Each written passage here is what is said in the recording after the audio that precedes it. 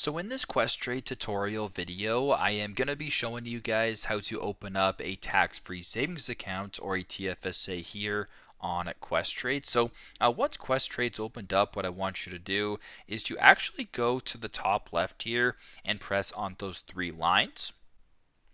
Once you're here, of course, you're now brought to this. Now, right below where it says welcome back in your account, also beside settings in the top left, it says new account. Simply go ahead and press on that.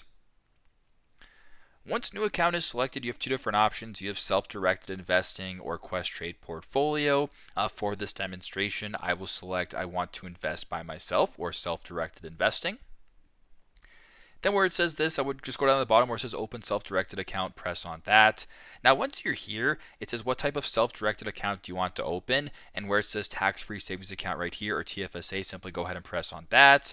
Then go to the bottom, press on open up TFSA. Then go through the exact same steps this way. You can answer all the questions, go through the process this way, and sign up for a tax-free savings account. So very simple, very straightforward. This is how to open up a tax-free savings account here on the Questrade application. Thanks again for watching, and I hope this video helps.